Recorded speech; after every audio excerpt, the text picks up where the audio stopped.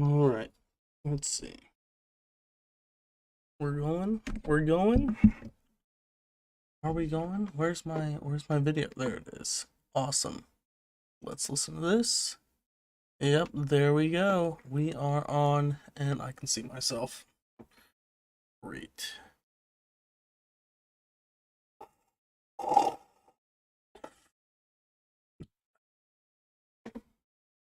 Now that I have won your good faith through that, let's get into what I was wanting to do. So, first off, I have to pull up these articles. Because even though I did think that I prepared for the stream, I did not at all in the slightest bit. Ooh, this music's popping.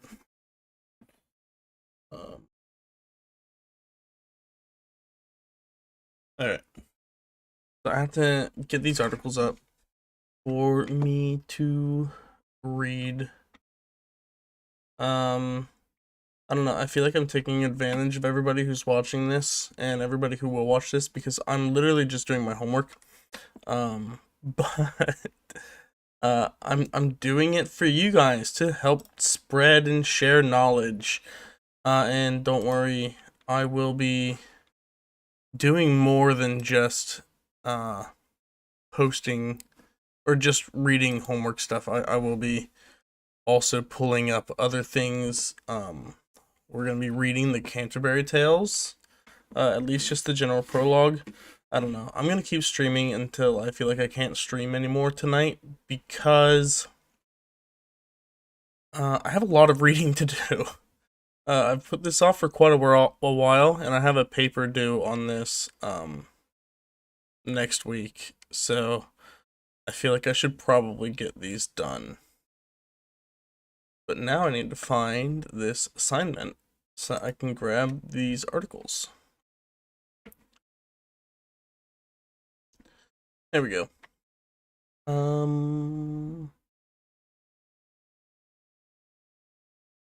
Yep.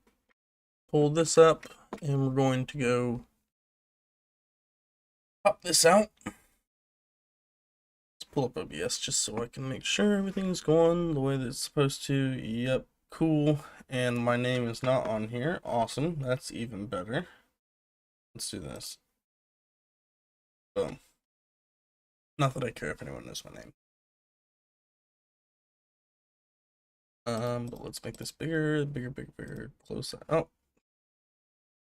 Son of a gun. If I go back. Nope, that doesn't do it. There we go. Boom.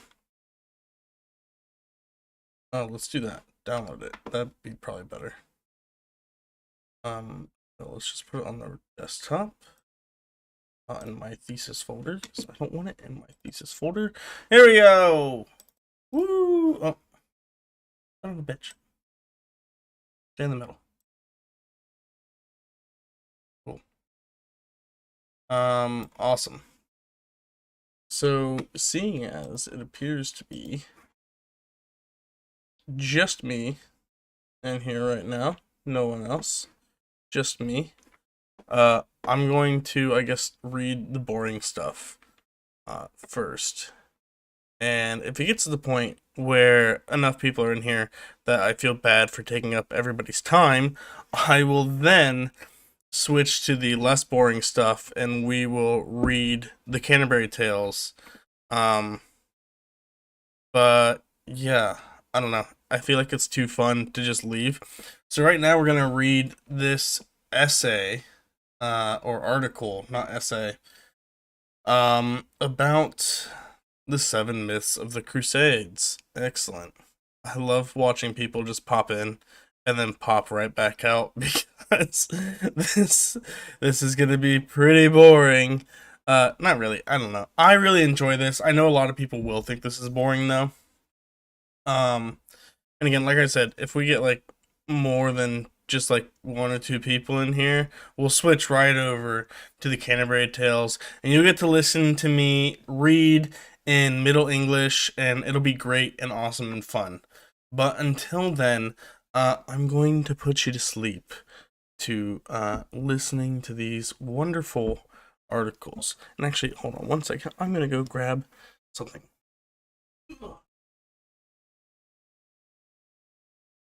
What world are you at? Odd. Anyway, but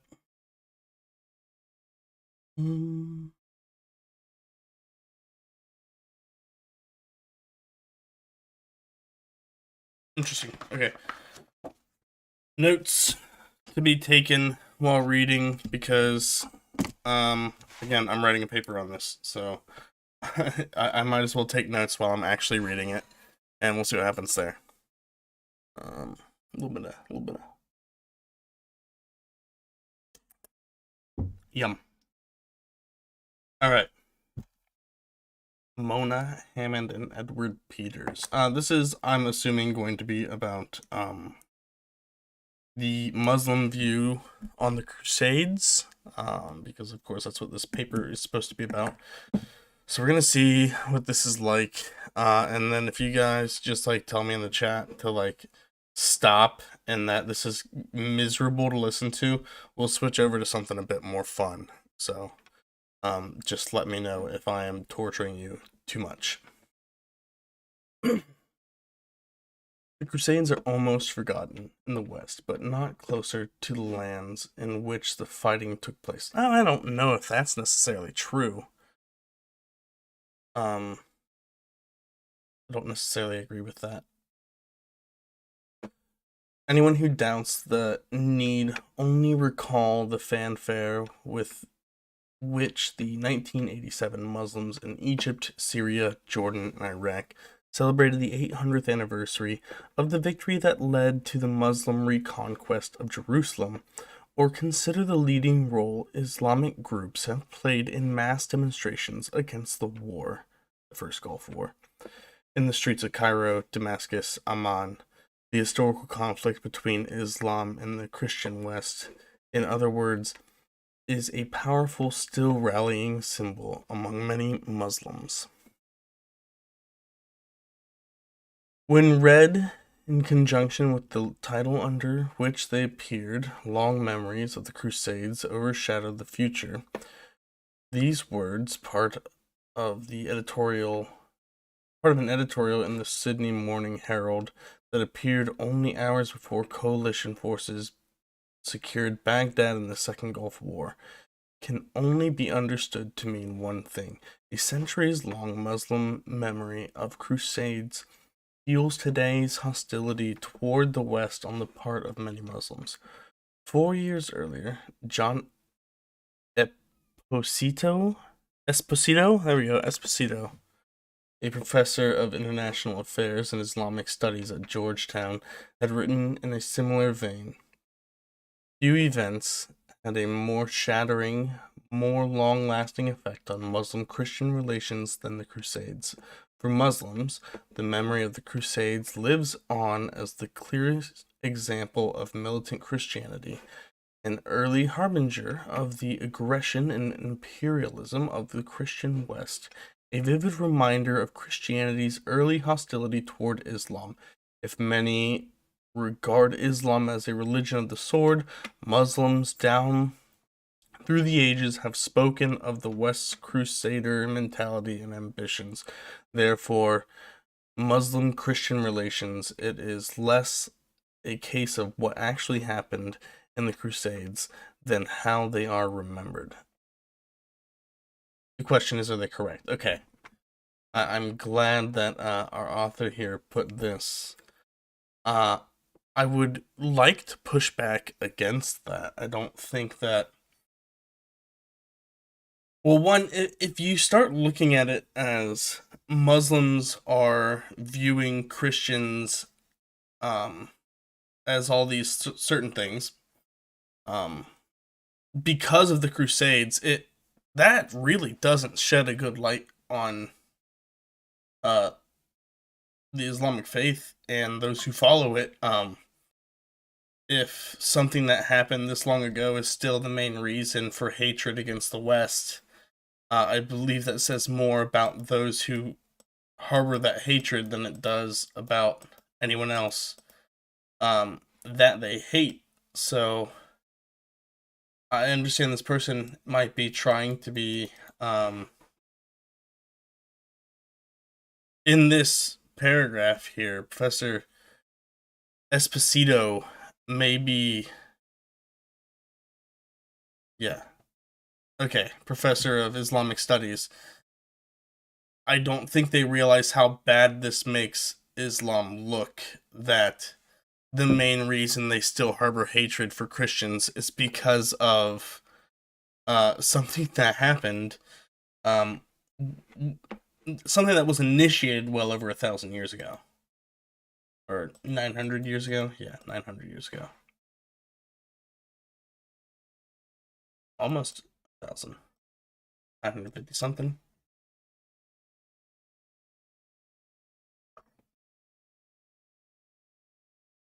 The thesis of this chapter, the Crusades took place in several complex pasts, and their history has even more complex present. In the West, they have been understood and explained in ways that are both favorable and hostile, but always a substantial part of European history and culture. In the Islamic world, they have been described largely by selective reliance on on the language and ideas of hostile Western historical criticism, but not, until recently, as a major component of Islamic history. To complicate matters, at the extremes of both Western and Muslim interpretations of the Crusades are popular cultural and political attitudes that remove them entirely from history. In the West, by dismissing them, usually linking them to the Inquisition, as an episode of primitive barbarism and bigotry, and in some parts of the Islamic world, by a kind of fictionalized political theology. Here's an example of the latter.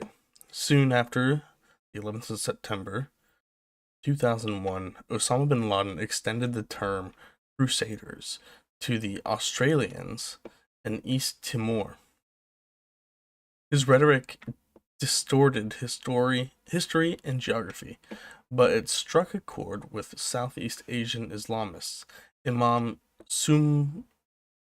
Samudra, the operational chief of the October 2002 Bali bombings, screamed out Crusaders when confronted by his victims' relatives. Yeah, I mean, I don't know. It's frustrating to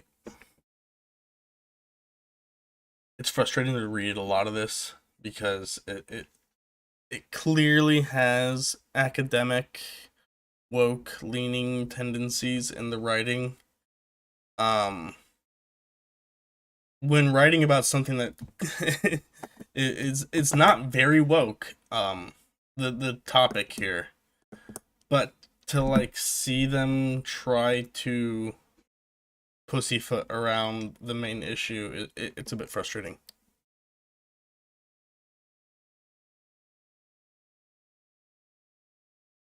There are doctrines at work and such attitudes that have nothing to do with history. When did the lizard people come into it? That, Megan, is a very good question. Um, Not too long from now. Um, we have to wait until we get into modernism a little bit, because that is when the lizard people really start to take over the government. Um, it's not until we start, federal or defederalizing our world governments, when we start going into the main one world government where, everybody is ruled under one iron fist, that is where you start seeing the lizard people actually come into it, because that's why we're going for a one world government and why we're eating the bugs, because the lizard people, one, want us to eat the bugs, obviously, and two, they want to rule over all of us as chattel. So that's why you have the one world government coming in. Cheers.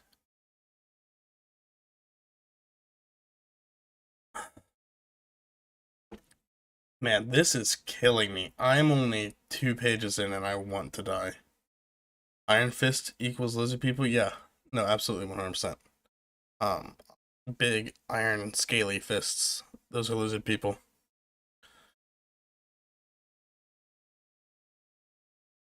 I need more tea. There are doctrines at work in such attitudes that have nothing to do with history and everything to do with contemporary design designation of some aspect of the present in terms of radical ideology. Okay, yeah. So here we go. Okay, this. Okay, never mind. I'm a bit too harsh on this um author here. He seems to be taking some very non-woke quotes or some very woke quotes and making them a bit less woke with how he goes on to characterize them. I need to keep that in mind as I'm reading this. It has distorted the historical character of the Crusades and related in related terms more than earlier definition. This chapter's purpose is to consider how much a process came out and how a wide range of interpretations from the Crusades remains active in both the West and the Islamicate. Okay. In this essay, the term "the West" designates a broad culture of Europe and the Americas from approximately the 16th century on. The less familiar term "Islamicate" designates a broad culture of distinctively Islamic societies, including ethnic differences as well as cultural and political components that extend beyond religion in the narrowest sense. Cool.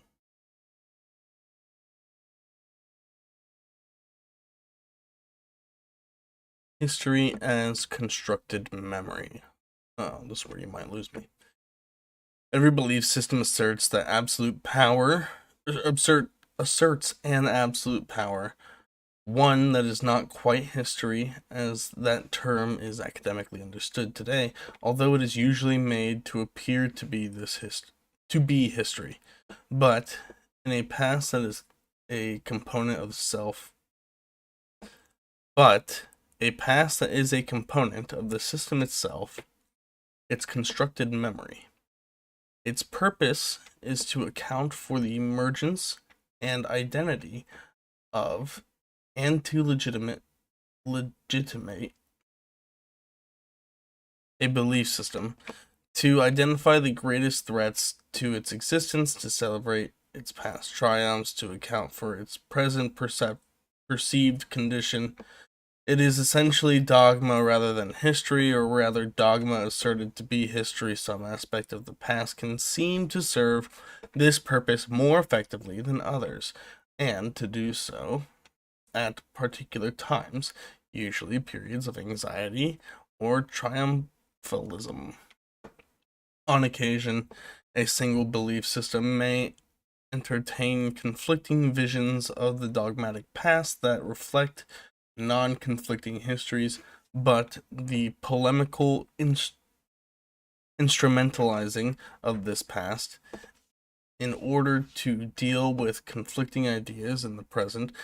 The Crusades are part of both the present day Western and Islamic pasts, but they have served very different understandings between them and sometimes very different purposes within each.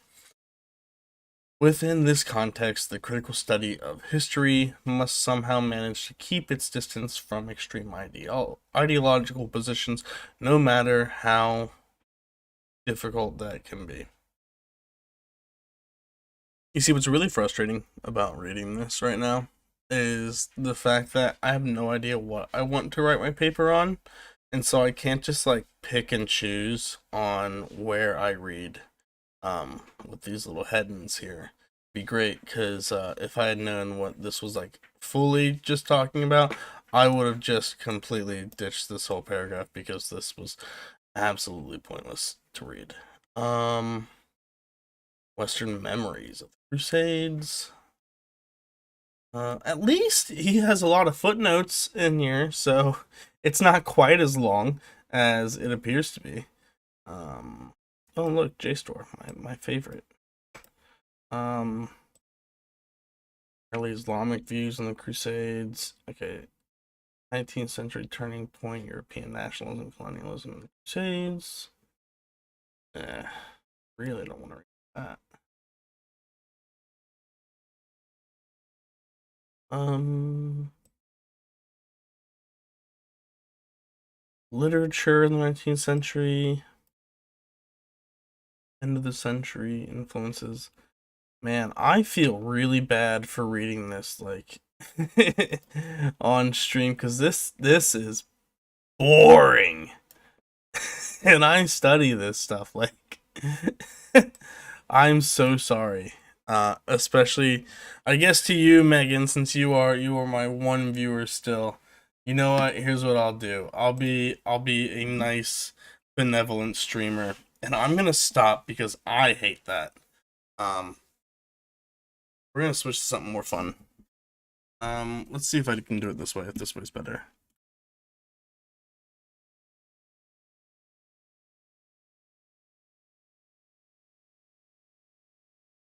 I spelled prologue right. Yeah, I did. Goddamn right I did. No.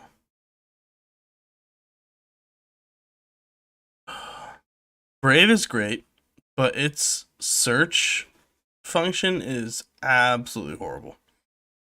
Maybe the worst like I've ever seen. So we're gonna go to Google. There we go.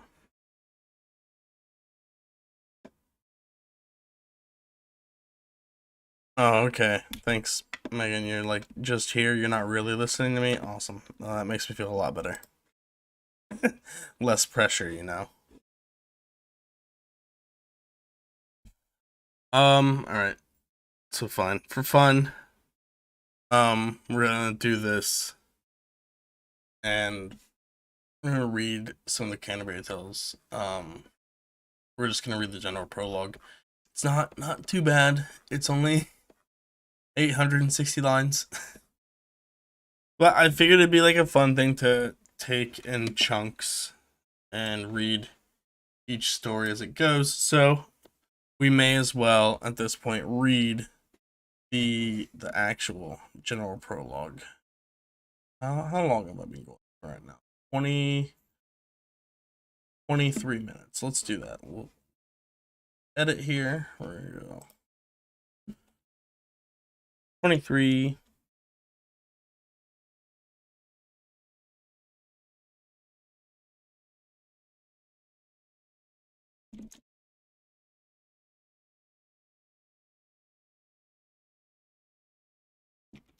All right, I did you guys a favor, and I time stamped it for anybody wanting to know.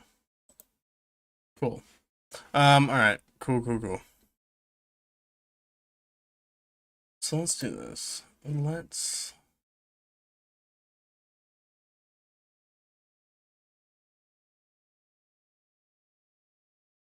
Is there a way that I can do this a little bit quieter? There we go. Oh, that's me. What am I doing? Oh my god, has the music not even been going? It's just been playing in my ear. Oh my god. I am so sorry, everybody. I'm so sorry. Oh no. Uh, I'll fix it, I swear, I promise. I'm so sorry. I've been listening to some banger tunes, everybody, and I haven't let you. Let me try to find this here. I'll just kill this. I'll like make another one. Application. Oh wait, hold on. Cancel.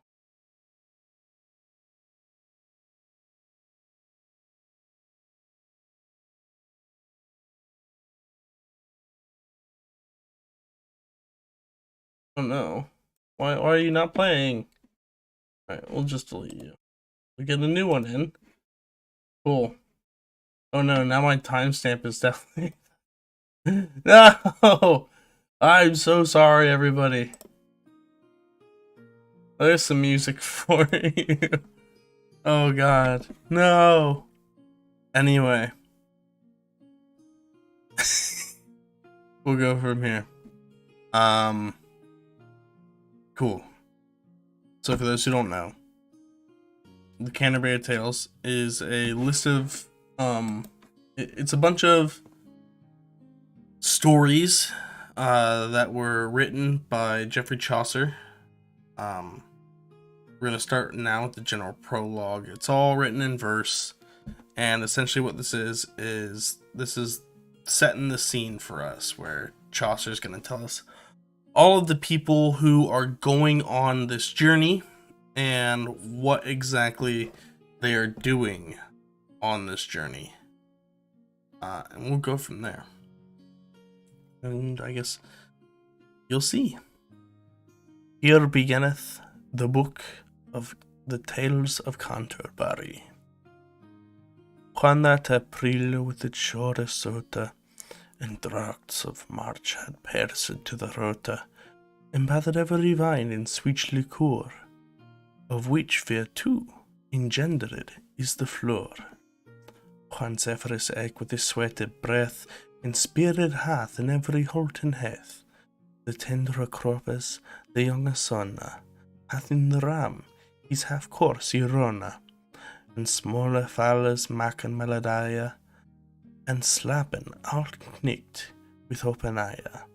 So pricketh him nature in his courages, than long folk to go on pilgrimages, and palmers for to sacken strangest rondes, to ferne halwes knoweth in sundry londes, and especially from every sheerest ende of England to Canterbury they wende, the holy blissful martyr for to seek, and him hath holpen when they were sick. Yeah, this is that Norwegian there. Megan, thanks. No, so this is Middle English. This is what everybody sounded like in about the year, mid 12th century or mid 13th century up until the 1600s. This is essentially what everybody sounded like, so it's a bit fun. So this right here, what we just read, setting the scene. We're in April. The droughts of March are gone.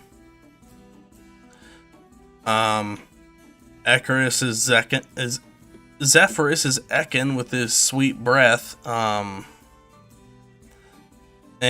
we got tender crops, young sun. Not like crops as in like actual crops, but foliage is starting to come back. It is spring.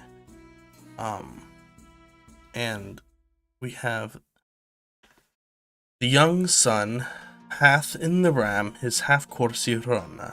So the ram, Aries, has gone halfway through its course, meaning we are in about mid-April. Maybe at the beginning of April. I don't really remember. I'm not very good on my astrology.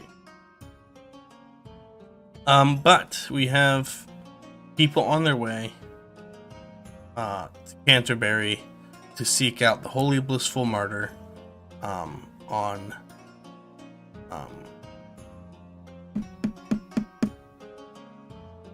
well, shoot, why is my mind blanking? They're on pilgrimage to Canterbury.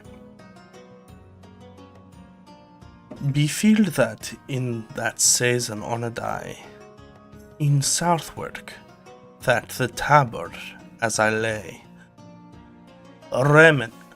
ready to wend on me pilgrimage to Canterbury with full devout courage. At night there come into the hostelry when 29 in a company of sundry folk by adventure fall, in fellowship and pilgrimages were they all, that twere Canterbury wooden reed, and chambers and the stable were in weed, and well we were essed at best, and shortly when the sun was to rest, so had he spoken with him every chone,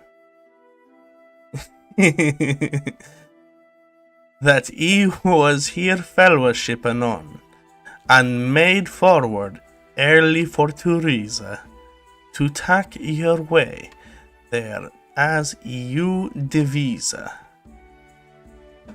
Alright, so 20-some folk meet in a hostelry on their way to go on pilgrimage to Canterbury. But natheless, while ye have time and space, ere that ye further in this tale pass, methinketh it accordant to reason, to tell you all the condition of each of them, as it seemed may, and which they weren, and of what degree, and eke in what array that they were in, and at eknicht that will ye first begin.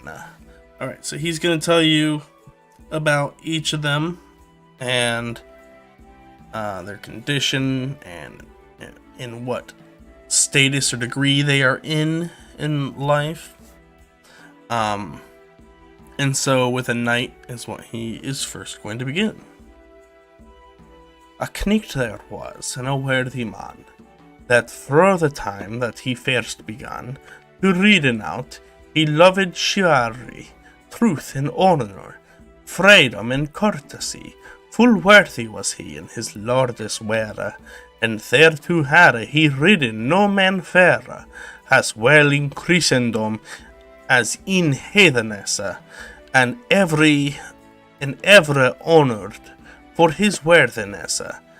At Alessandra he was when it was won, full oft time he had the board begun, above in all nations in Prusse. In Leto had he raised in Russe. No Christian man so oft of his degree, in general, at the sage ec had he bay, of Algezire in Reden in Belmarais, at Lailes was he, and at Satelay, when they were one and in great sea. At many a noble army had he bay. So we're talking about the knight. We have one of my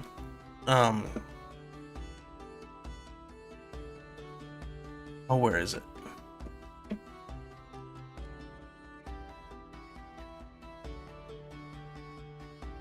Oh, it's not in this part. So we have some of the places that he's fought at. Alexandria in Egypt. Bruce, Russia. In Granada, in Spain. Algezire. Belmarais. So obviously this dude's fought a whole lot of places. So yeah. At mortal battles had he been 15, and foughten for our faith at Tramasina, in least 3 years, and I slain his foe.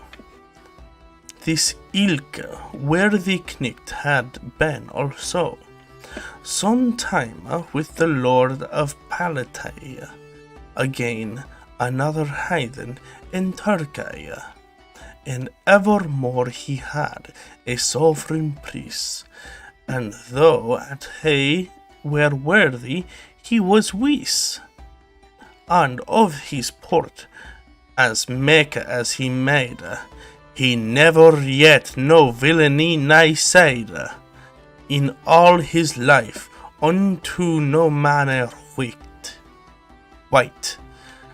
He was a very perfect gentle knecht. This is my favorite part. He never yet no villainy nigh said. So we got a triple negative here. Instead of, your normal double negatives that you get, this is your triple. He never yet no villainy nay said. That's always fun. You get a ton of those in Middle English. It's great. But for to telling you of his array, his horse wearing gold, but he was not gay. Of Frustian he weared a gipon,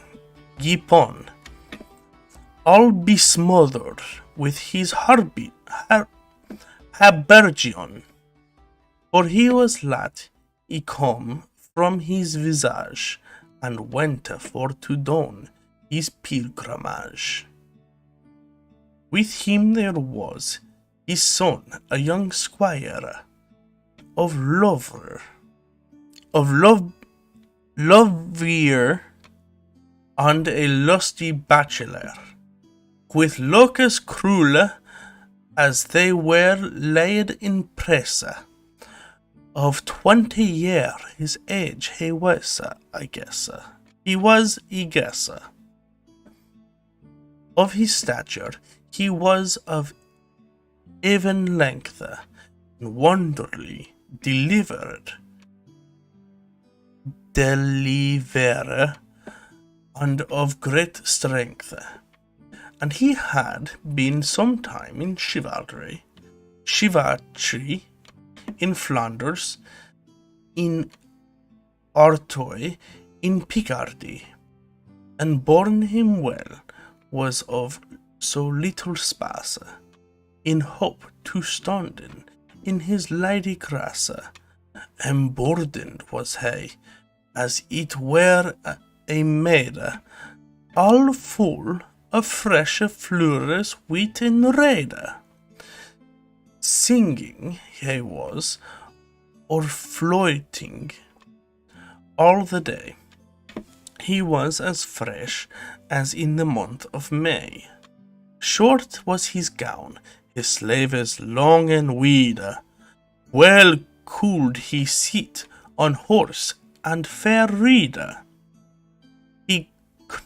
He could songs make, and well intide, just and eke dance, and well purty, and write. So hoot he loved that be Nictertal, he slept no more than doth a nightingale. Courteous he was, lowly and serviceable, and carve before him his father at the table. Alright, so we got the knight's son, the young squire. He got significantly less said about him than his dad, but it was still quite a long piece. We're about to get a very small piece.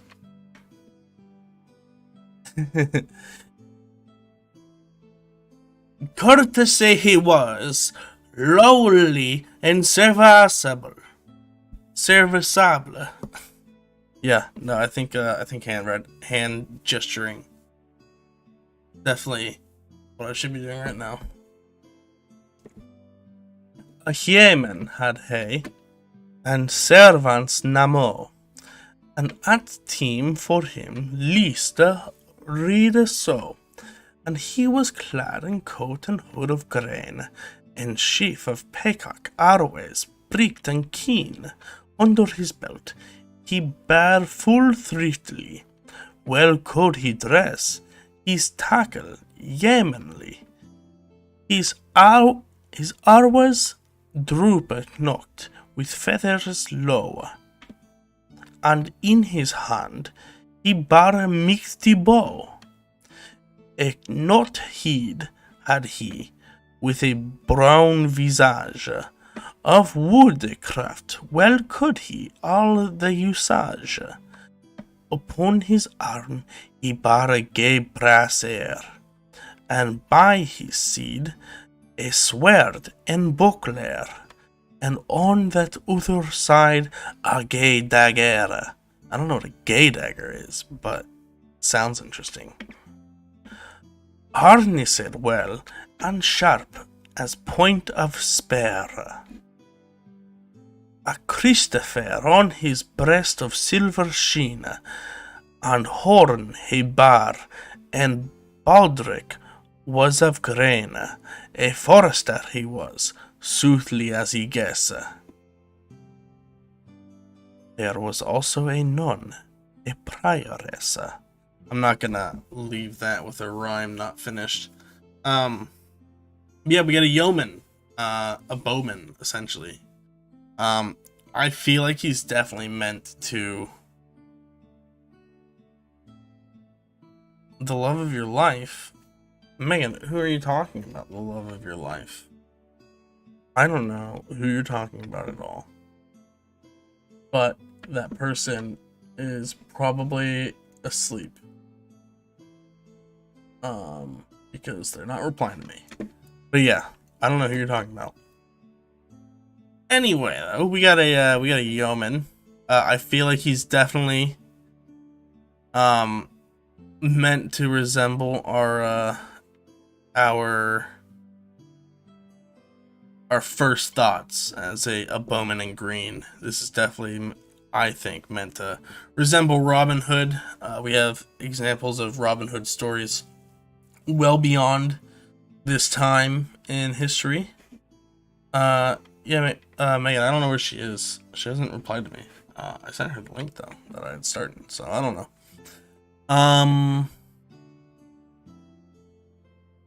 Yeah, I feel like this should be Lincoln Green we should be thinking of, not just any green. This is definitely meant to be one of our merry men here.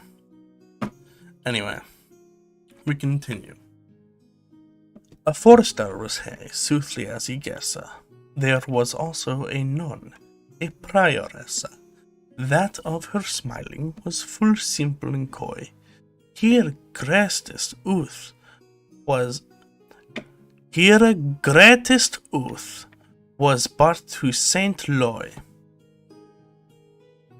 and she was clepeth Madame Egletine. Full well she sung her service divine, and tuned in her nose full seemly, and French she spak full fair and feistily. After go away. After the skull of Stratford at Bow, for French at Paris was here unknown, and met well he talked that she with Allah. She let no morsel from her lips fall, ne wet her fingers in her sauce dip. Well could she carry a morsel and well kept, that no drop ne fell. Stop giving me warnings. Well, that no drop ne fell upon her breast. In courtesy was set full mutual he least. Here over lip weeped so clean, that in her crop there was no fair thing sane. Of grass when she drunken, her had her draught, and samely after her meta she roft, and secretly She was of great disport, in full pleasant and amiable of port,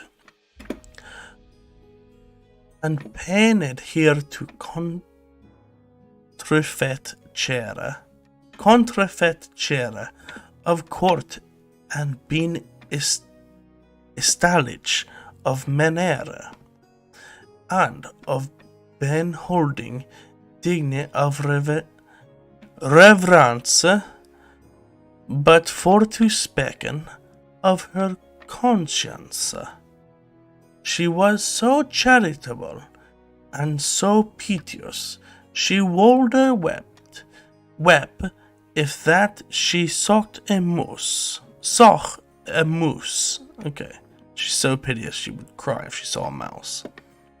Caught in a trap, if it were dead or blade, of small hundes had she, that she fed with roast flesh, or milk and wastrel breed. But sore wept she if on him were deed. Oh, if one of them were deed. Yeah, I'd cry too if a little baby dog was dead.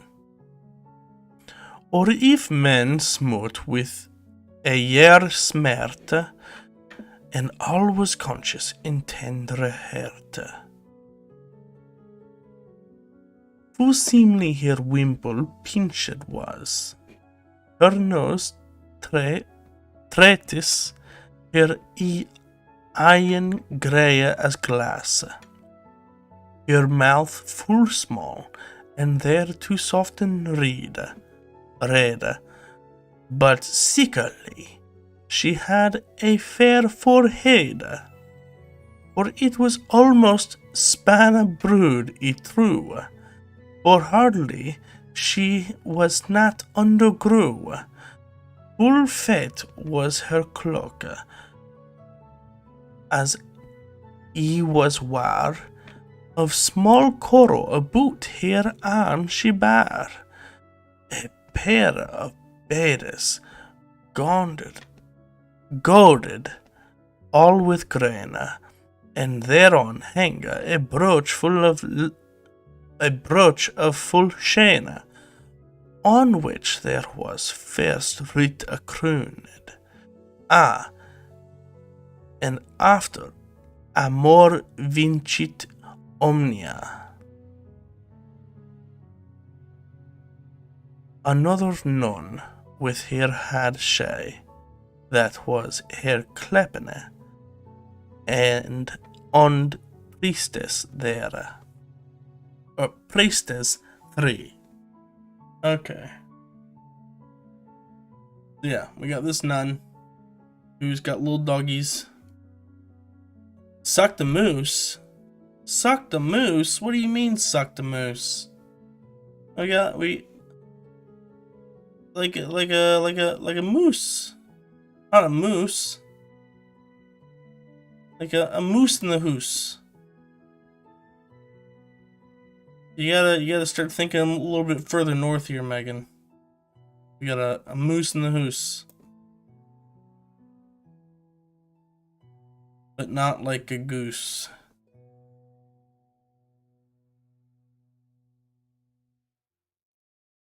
Can't think of other words that have like ow that can change to ooh. Sad. Wrong moose, Crown. That's what I'm saying.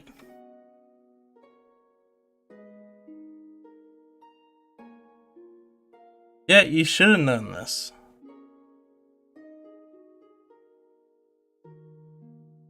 Well, the nun is a bit sus, but you know. We're gonna move on now.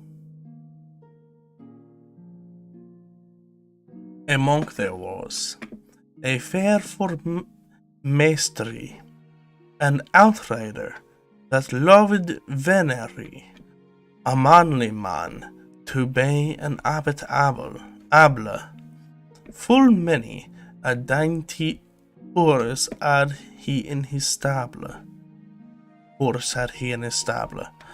And when he rode, men makten his breed bridle hair. Why? Jingling in a whistling wind, all's clear, and eke as loud as doth the chapel bell. There, as his lord was keeper of the cell, the rule of Saint Maur of the Saint Bennet, by cause that it was old and some del strait. This ilke monk let old things pass, and held after the newe world the space. He hath not of that text a pulled hen. He hath not of that text a pulled hen. That saith that hunters ben not holy men. So, he doesn't care that text says that hunters can't be holy men, okay? He's gonna hunt. He don't care. Nay, that monk, when he was richerless, is likened till a fish that is waterless. Okay. This is saying a monk out of his cloister that but thilke text held he not worth an oyster. Okay. And he said his opinion was good, and should he study and make himself in wood upon a book in cloister away to poor, or swinken with his hands and labor as Austrian beat, how shall the world be served? Let Austrian had his swink to him reserved, therefore he was a precursor aright. Greyhound as he had, as swift as fowl in fleet, of pricking, of hunting, for the hare was all his lust, for no cost would he spare. He say his slaves he pearly feed at the hound with grease, and that of festin of the land. And for to festen his hood under his chin, he had of gold he wrought a curious pin, a loved knot in the greater end there was. His head was bald and shone like as any glass. And eke his face, as he had been anoint, he was a lord full fat in good point.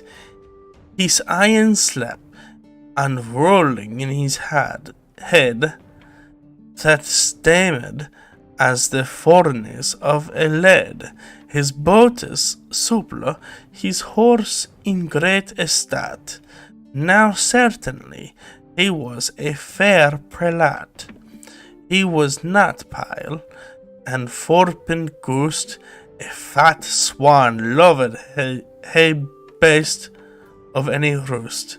His palfrey was as brown as is a barrier.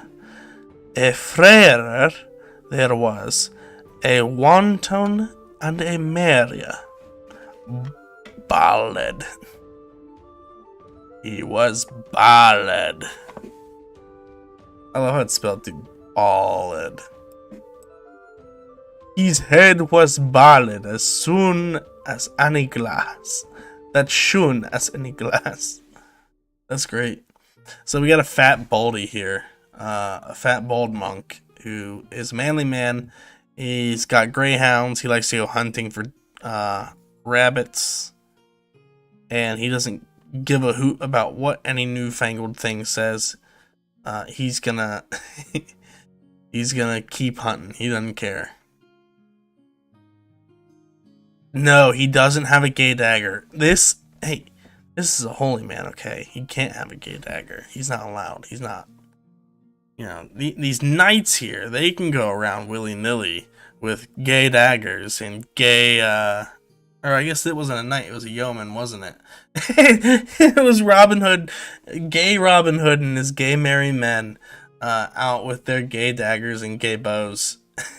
It said gay so many times with his stuff. Let's go back really quick.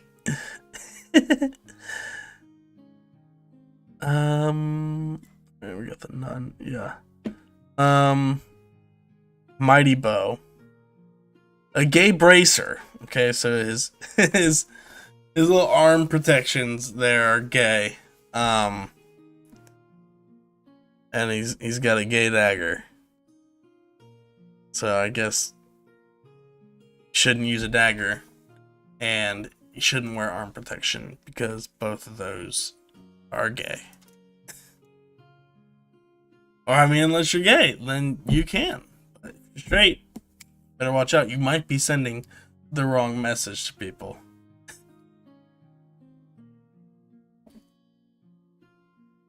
A frere there was, a wanton, and a Maria, a limtur, a limitur, a full somple, somplen, Solimpna man. Okay. That one I don't know. I'm gonna have to go to the English dictionary for that one.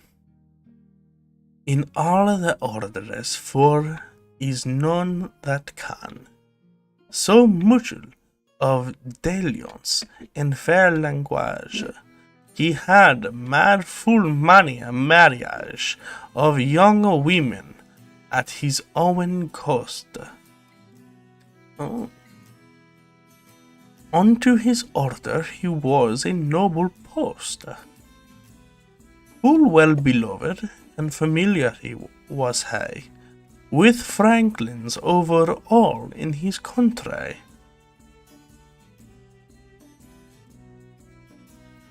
And eke with worthy women of the tune, for he had power of confession, and said himself more than a curate, for of his order he was licentiate.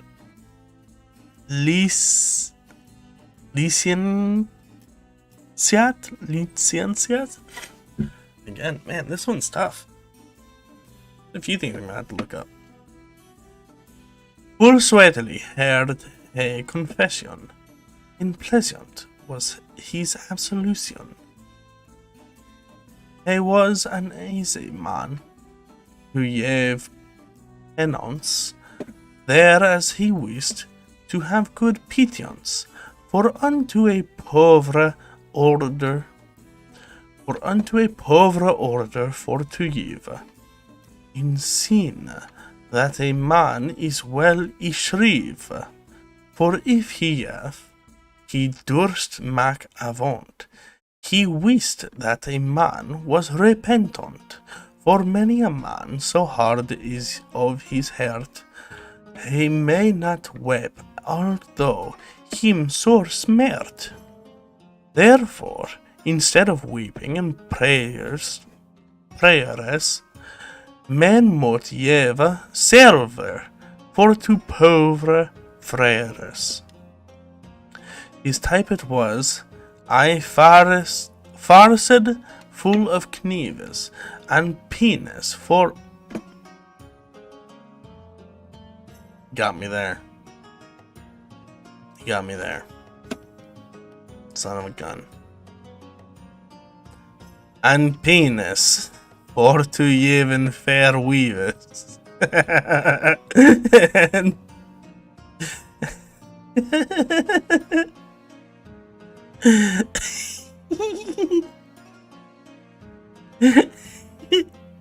and penis for to even fair weavers.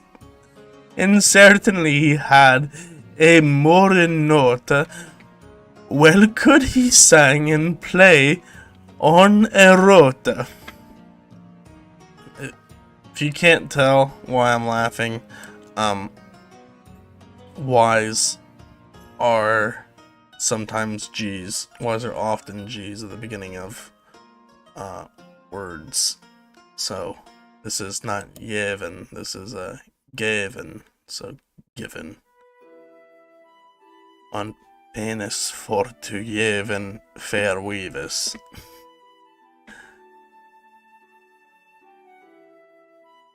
This is either pins or pennies. I think it's pins.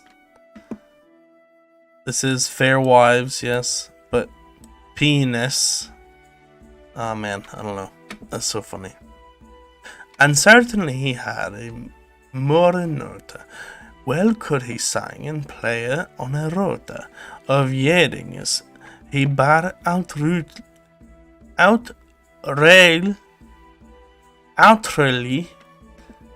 the priest. His neck quit was as a fleur de lis. Thereto he strong was a champion. He knew the tavernes well in every tune. An average hostilier was tapestry.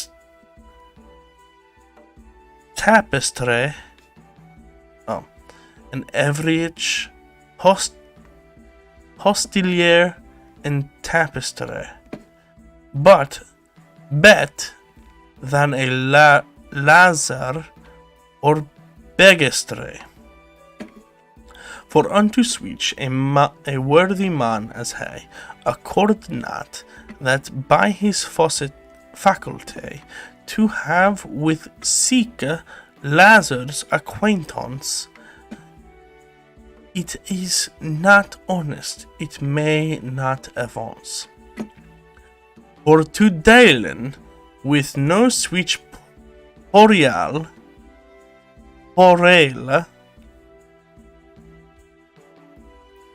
but all with each in selvers, vitale, and over all there as prophet should arise, courteous he was, and lowly of service.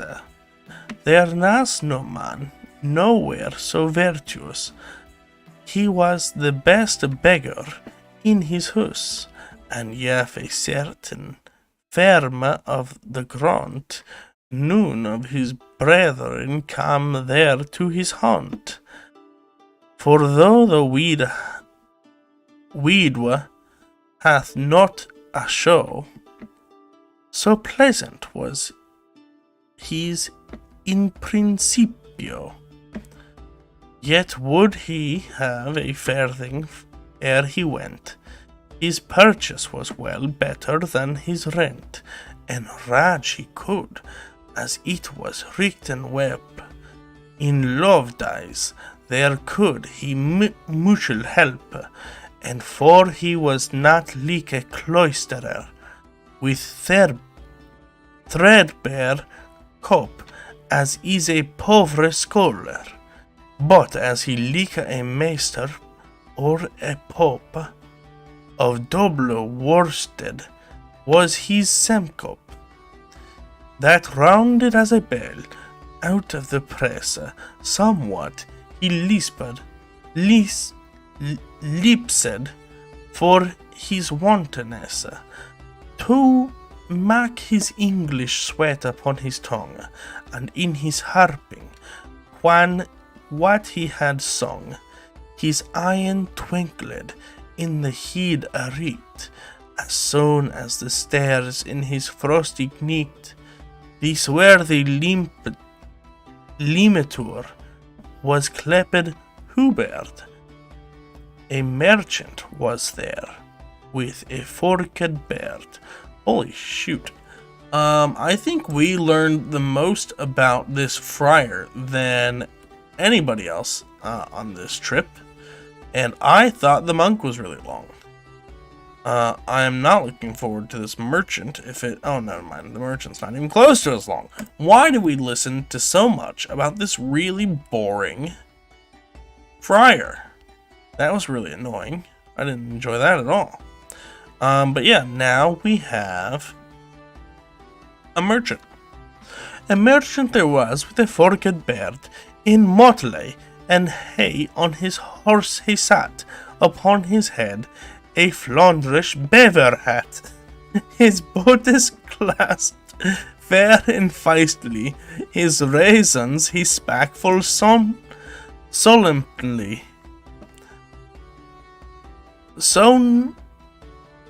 Sonage, always Therence of his winning. Yes, Megan, that is a beaver hat.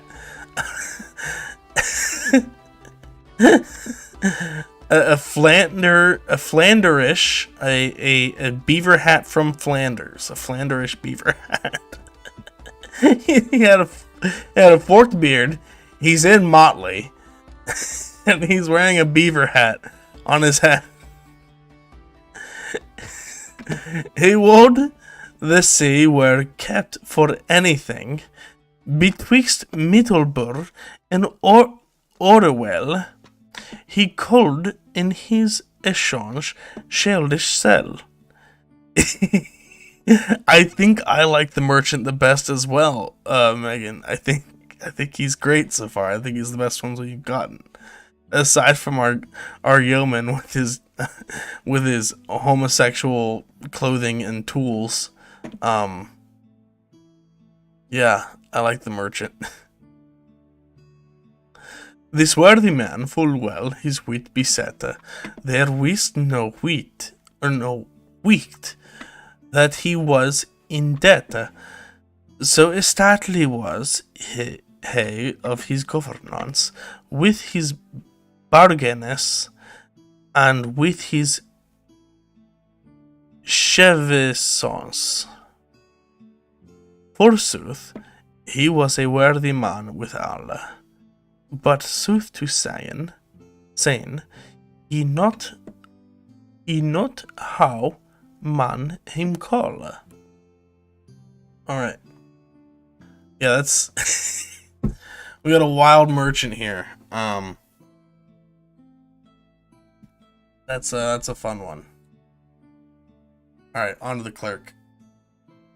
A clerk there was of Oxenford, also that unto looking had long lodging. That unto lodging had long ago. This lane was his horse, as is a rack, and he nas not richt fat.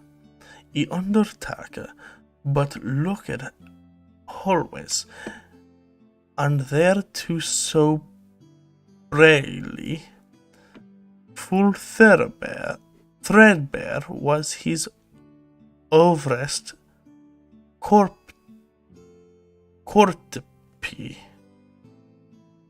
for he had gotten him no benefice, nay was so worldly for to have office. Of him was lever have at his bed's head 20 books, clad in black or red, of Aristotle in his philosophy, than robe is rich, or filthy, or gay so tree. But all be that he was a philosopher, yet had he but little gold in his coffer. But all that he met of his friend's hand, on books of learning he spent, and beastly gone for of soulless prayer, of him that yaff him wherewith to scolay. Of study took he, most cure and most head, not a word spak he more than he was need, and that was said in form and reverence, and short and quick and full of his sentence, snowing in moral virtue was his speech, and gladly would he learn and gladly teach. Alright, so we got a poor student clerk, I guess. Nothing too out of the ordinary here. He's a philosopher, so he's poor. That makes sense. Get a real job. Alright, we got our lawyer. A sergeant of law, war and wis, and often had been at parvis. There was so full rich of excellence, discreet he was, and great reverence. He salmon switch, which worthies wherein so wise. Justice he was full often in assise, by patent and by plain commission, for his science, and for his high renown. Of face and robes had he many on. So great a purchaser was nowhere known. All was fair simple to him in effect. His purchasing might not be in fact. Commission. Yeah, that's about right.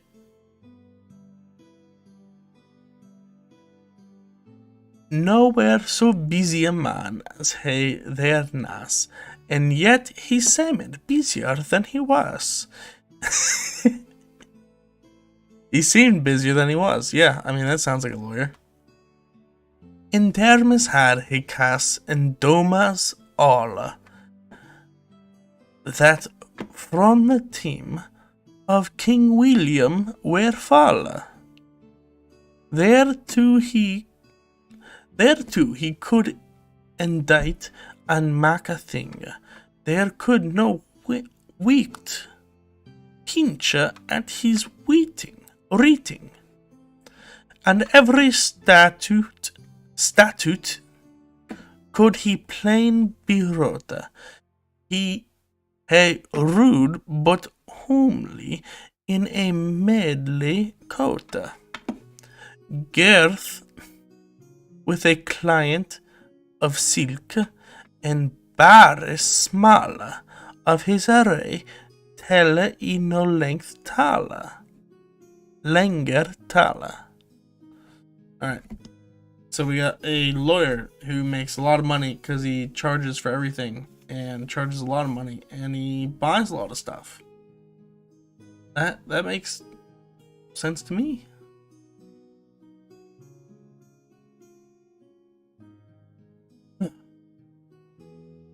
Man, how much more do we have? This is a lot longer than I thought it was. 1, 2. Cook, shipman. So here's the thing is, Chaucer never finished, his wife of Bath, the Canterbury Tales. He wanted to give each person on the journey 2 stories that they told. And he did not get to do it, which sucks. It's sad. He got a lot of stories written, but nobody got 2, I don't think, and not everybody got 1.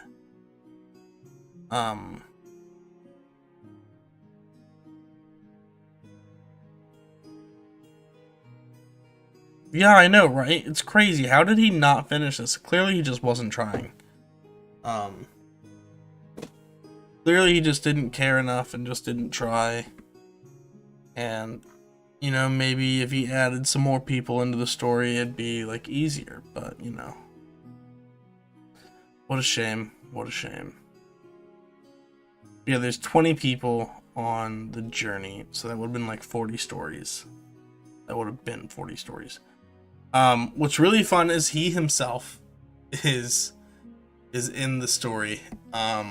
And he has a good jab at himself, which I really enjoy. So I'm looking forward to whenever we get to that point.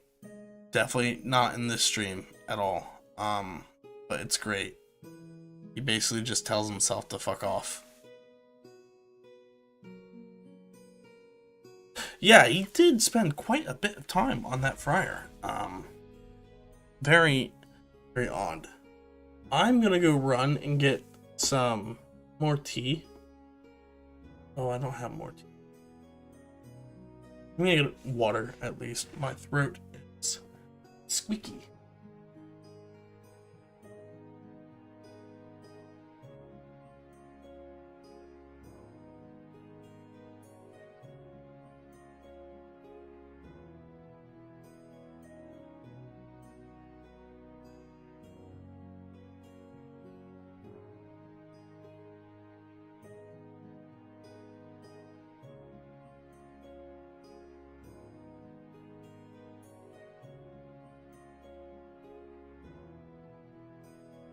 Quite sad. I don't have any more tea. Oh well, I'm back. I've returned. Alright.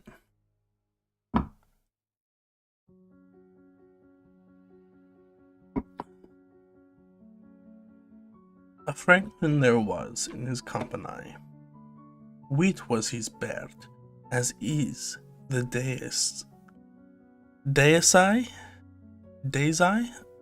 I guess.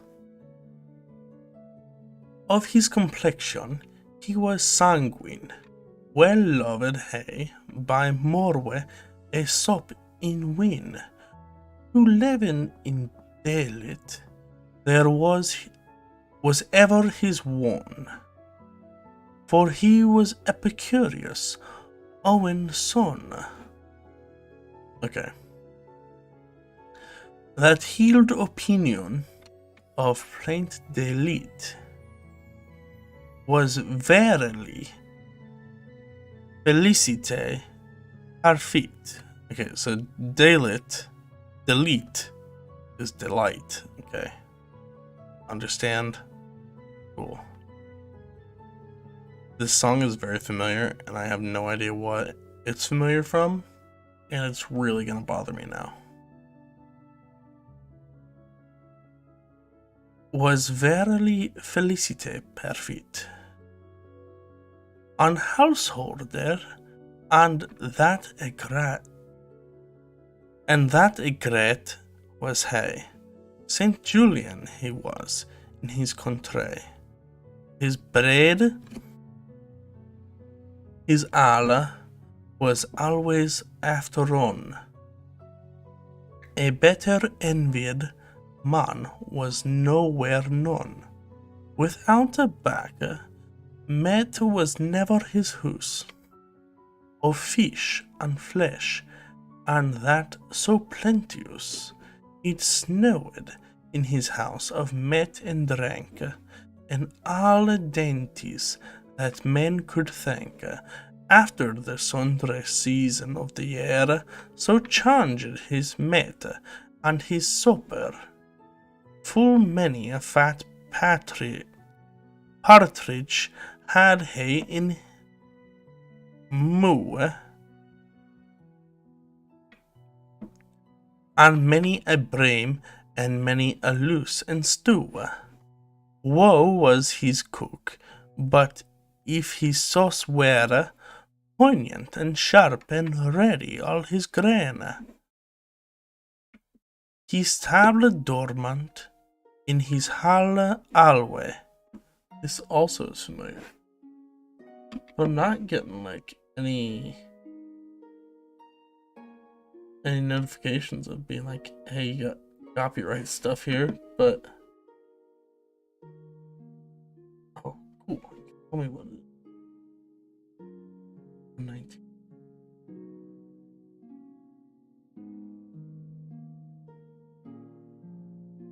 Oh, it just stopped giving me more after. Oh, repeat. Okay.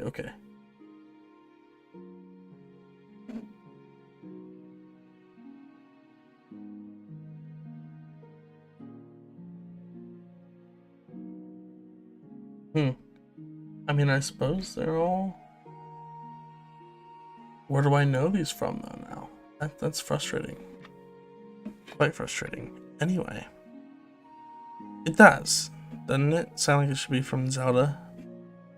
I don't know. Very weird. Very odd.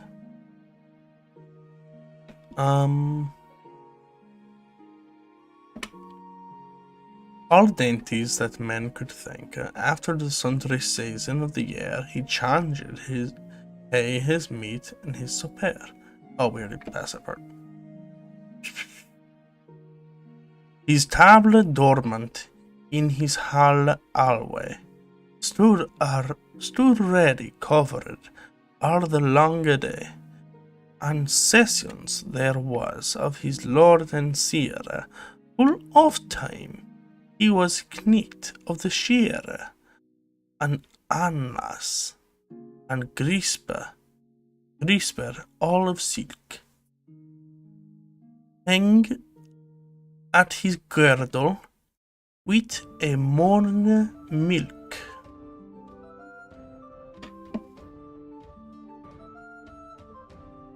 Yeah, Crown, it's doing the same for me, which is very weird. It's telling me that only one person is watching as well. But I do see both of you in here. So I'm not quite sure what the heck's going on with the tubes. But I'm not going to click anything on this window just in case it breaks something. I don't know. Very odd. I'm also not going to click on my alt account and join or anything. I'm just kidding, that would take too long. You're the worst, Megan, actually. Remember that.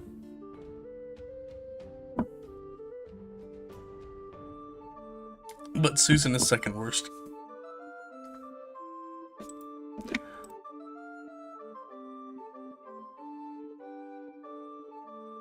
A shiver had a been, and a contour was nowhere such a worthy vavasseur.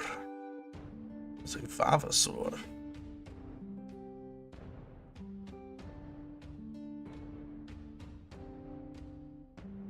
Well, thank you, Crown. I'm glad that you are here. It makes me feel better. And Megan, you should take that as a compliment because that's the only kind you're gonna get from me.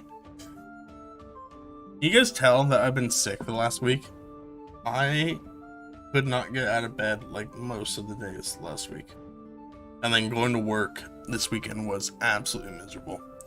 But thankfully I'm feeling better today, so. This morning was the first time in the last like 7 days that I didn't take NyQuil before I went to bed. So it's great. I'm very comfy in this shirt. It's very nice. A little tight because I'm fat, but that's okay.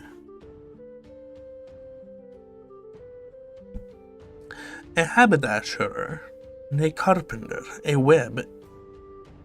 Thanks, Crown. A web, a dryer, and a tapicer. And they were clothed all in livery of a Okay, that's it. We're doing this. Because I keep seeing this word pop up. So, Middle English Dictionary. So it's run by the University of Michigan. It's great. Boom. We're gonna just snap this word right here. What the hell does this mean? Solemne. Again, if you guys ever want to start reading like Middle English stuff, this is a oh. Thanks, Megan. I will be, just for you. This is a great resource if you ever, for any reason, just want to get into reading Middle English stuff. Yeah, University of Michigan runs this. I've used it more times than I was gonna say more times than I can count, but like obviously I've done that. I use it a lot with the stuff that I work on, especially with my translation that I'm working on right now. Yeah. Solemne. Performed with religious ceremony or reverence, sacred of a sacrifice offered reverently. Okay. Cool. Solemne. Solemn. Okay. Oh, okay. This is something that we talked about in my manuscripts class. Is that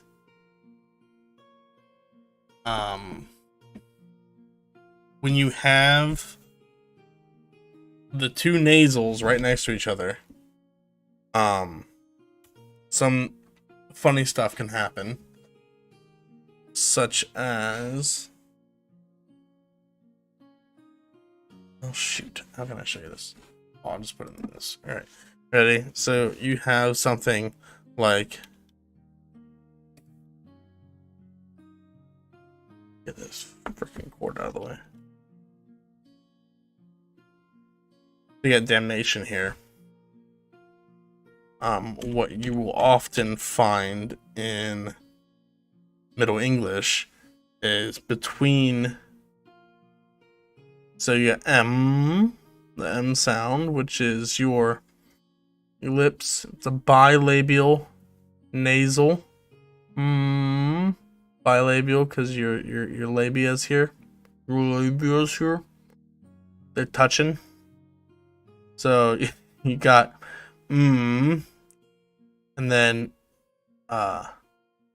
you got N, which is a nasal, again, obviously, N, nasal. And that your tongue is going to be touching the alveolar region, your alveolar ridge in your mouth. So the top. It's a very sus category, I agree. But when you go from a bilabial to the alveolar nasal, the M to the N, sometimes what you'll get is a plosive in there. You get a little bilabial plosive action, you know, because you got your M, and sometimes it goes from a M to a B, and then sometimes it goes from a M to a P. So you get that and then you go from that to a bilabial plosive. And then so what you'll see is something like this. Damnation. So the nation is damned. But what that is damnation. But it's damnation. Or damnationem when you see it in Latin. But that's what's going on here with solemn, I assume, is solemna. You're going from that P to the N. So you got a nice little plosive in there. Anyway. Ave solemna, decrete fraternite, full fresh, and newa hair, grey, gear, appliker was. Here knives were chapped, not with brass, but all with silver, wrought full clean and well. Here girdles, and here pouches every dale. Well seemed each of him a fair burgessie, to sit in a yield hall on a days, average for the wisdom that he can, was sharply for to been an alderman, for cattle had they enough, and rent, and eke here weaves would it well assent, and all else, certain were they to blame it for fair, to been eclipsed, madame, and gone to vigilantes all before, and have a mountain rolly raw all ichol, raalish ibor. Royalish? Oh, Royalish. Royalich. Royally. Ibor. A cook there had with him orthonones to boil the chickens with the maribones, and powder merchant tart and gilingale. Well could he know a draught of London ale. He could roost and saith and broil and fry, maken motro and well bake a pie. He can fry, he must be Scottish. But great him was it, as it thought may, that on his sign a mormal had he. For blank manger, that mad he with his best. Interesting. A shipman was there, warning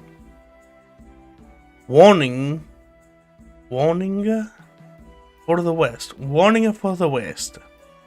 I can't, Megan, I'm lazy. I can't do more hand gestures. It doesn't happen. Also, I have a microphone right here, and if I do hand gestures, either you can't see them because they're too far down, or they shake the table, or I'm going to bump the microphone, and it's going to be really annoying. But I'll try for you. A shipman was there of wandering for the west, for Octi what he was of Dartmouth.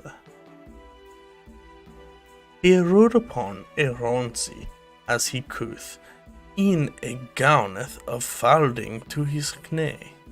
A dagger hanging on a lass had he, about his neck under his armadune, and hoot summer had mad he hue all brune.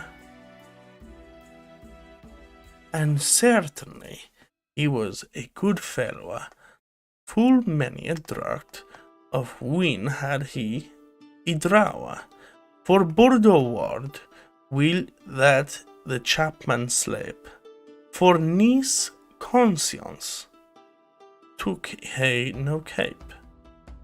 If that he fought and had the hera Honda, by water he sent him home to every land. But his craft to reckon well his tedes, his streams and his dangers him besiedes, his herberway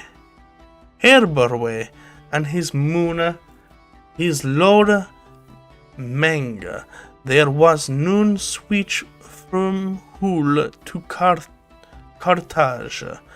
Hardy he was, and with his undertaker, there many a tempest had his bear been shaken, and knew all the heavens as they were, from Gotland to the Cap Finstre, and every crack in Brittany to Spain, his barge eclipsed of Madeleine. So we got a nice little shipment here. The sun of the summer made him all brown. Made his hue all brown. He was a good feller. And yeah, he's been all over the place, apparently.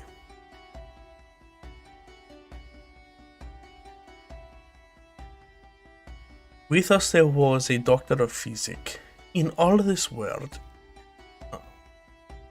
Yeah, you thought it'd sound fancier? No way. It's even spelled funny. Spain! Brittany spelled funny. Or spelled fancy and nice. Britannia. Gotland.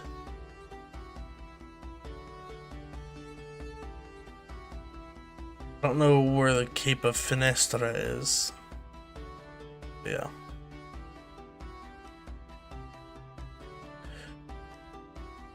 With us there was a doctor of physic. In all his word, ne was there none him like, to speak of physic of surgery, for he was grounded in astronomy. He kept his patient a full great deal in horrors by magic natural. A great deal in horrors by magic natural. Well could he fortune and the ascendant of his images for his patient.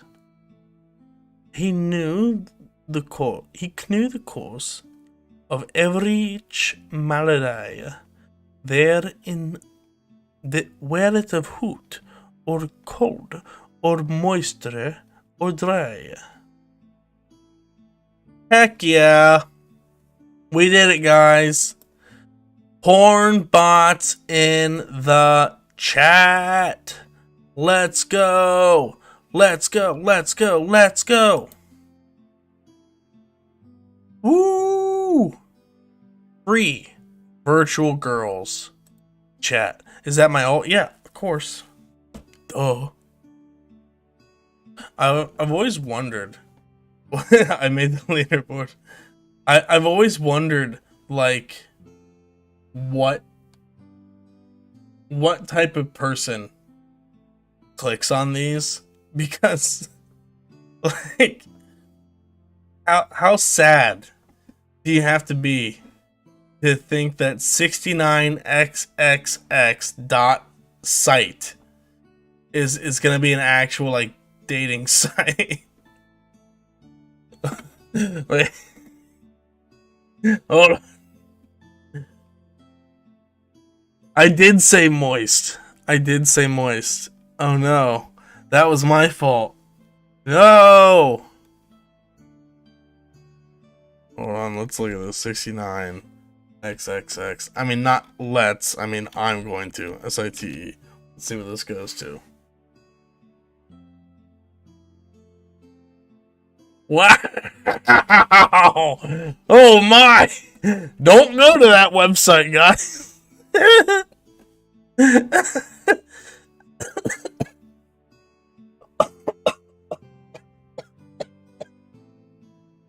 Wow. Whoops.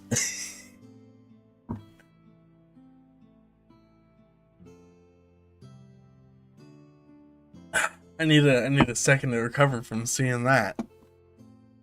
Thank God I didn't click it over here. Yeah. They're all infected now. I'm done, essentially. That I'm just I can't.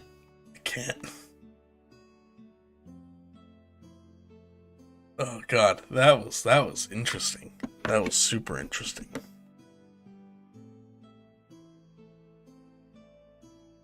Where was I? Oh yes, moist. And where they engendered, and of what humour. He was a very perfect practitioner.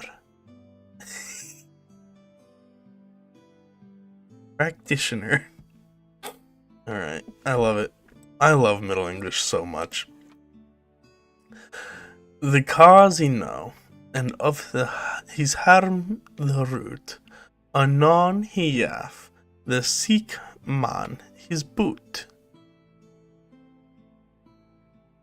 Already had he his apothecaries to send him drogas, and his letuaries. For each of them made other or to win. Her friendship nas not new to begin. Well knew he the old Esculapius, and Dei Scordus and Ec Rufus, old Hippocrates, old Hippocrates, Halley and Gallian.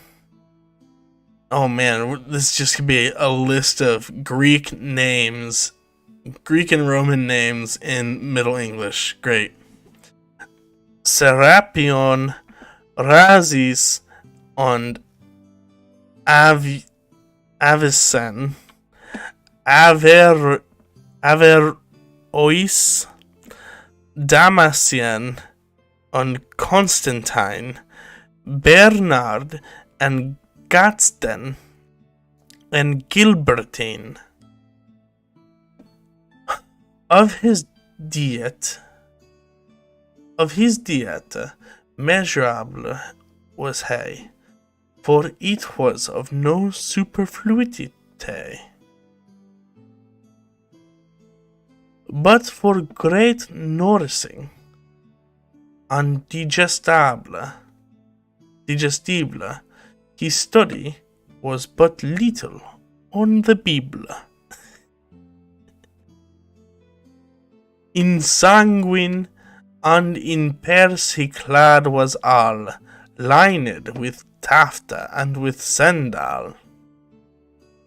And yet he was but easy dispenser, he kept that he won in pestilence, for gold in physic is a cordial, therefore he loved gold in special. Bible. Yeah, I know, right? He's like, yeah, don't worry, guys. I got all these names, and they're not going to be pronounced at all the way that you expect them to be. Bastard. But yeah, Bibla is by far my favorite. But for great nourishing and digestible, his study was but little on the Bible. Oh man. Alright, cool. Here we go. The Wife of Bath. Everyone's favorite. This hussy. This special woman here. A good wife there was. A good wife was there of beside Bath, but she was some del deaf, and that was scath. Of cloth making she had sweet a hunt. She passed him of yerps and of gaunt. She is a very saucy temptress. You will see when we get to her telling her story. Oh boy. In all the parish weef, nay, was there none. Actually, you'll get a little bit of it right now. That to offering before here should gone. And if there did certain a Ruth was she, that she was out of all charity. Here cover chief of full fine wearing of ground, he durst swear they wend £10.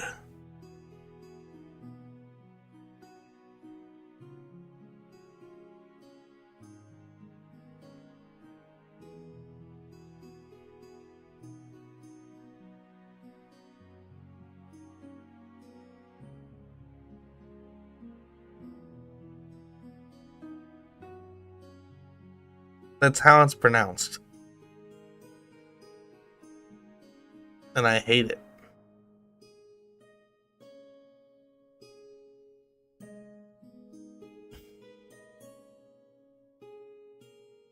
It's the same with house and mouse. Ground and pound. So house and mouse become Hoose and moose and ground and pound become grooned and pooned.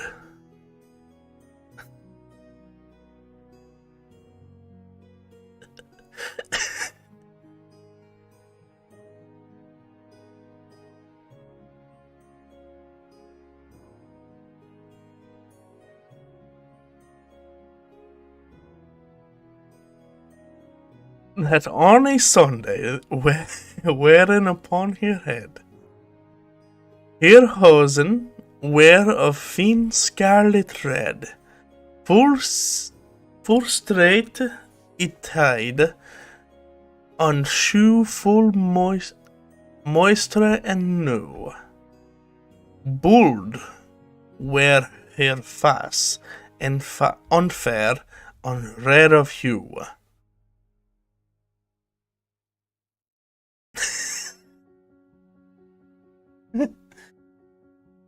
That'd be great. That would be great. Megan, next time you talk to Nicholas, ask him to say ground and pound. I want to know if this is something that remains today, this day. My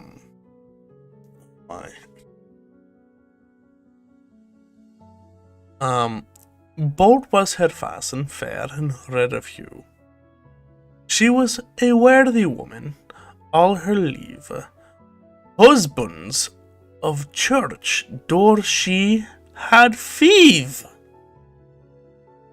She had 5 husbands. Without an other company in youth, but therefore needeth not to speak as nouth. And thrice had she been to at Jerusalem. She had passed many a strange stream, and Rome had she been, and at Bologna.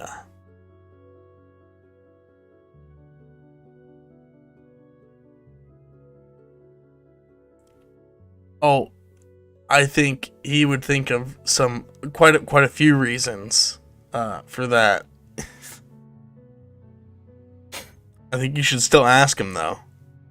And I mean, hey, maybe the directions that conversation goes in may be fruitful. You never know.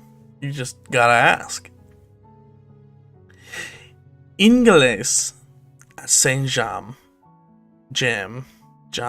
at Saint Jam, and at Colonia. She could much of wandering by the way. Gat t'other was she, soothly for to say, upon an amberley, easily she sat. He wimpled well, and on her head an hat, as broad as is a buckler on a targe.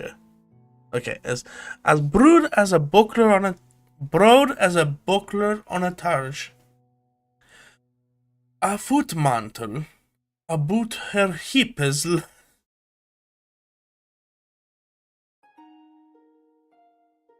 Yeah, just do it. Yeah, a foot mantle about her hips large, and on her feet a pair of spurs sharp. In fellowship well could she laugh and carp. Of remedies of love she knew perchance, for she could of that art the old dance.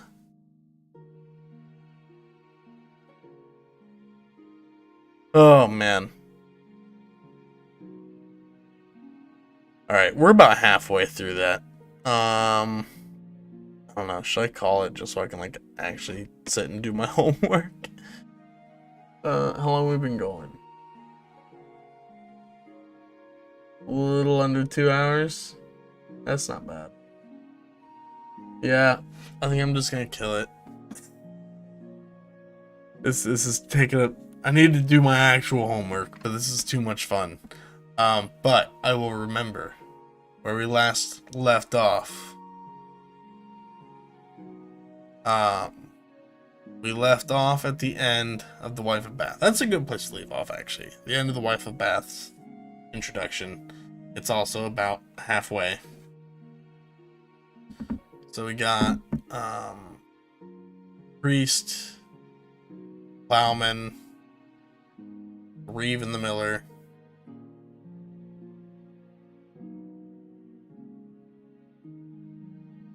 the municipal, summoner, the pardoner. Yeah, and that's it. And then we get on to the beginning of the story, where we actually have some dialogue. Okay, cool. So yeah, that's what we're gonna do. We're gonna end with The Life of Bath there, and I'll do another stream. I won't wait 10 days between streams anymore. That was just because I was sick. But yeah, let's do this again, guys. Let's do this just one more time. Maybe. We'll do this again. Alright. Anyway, goodbye, friends. For now, but not forever. Wish me luck on my homework, that I actually get around to doing it, and I don't just turn on another stream right now and watch that instead. Alright, goodbye.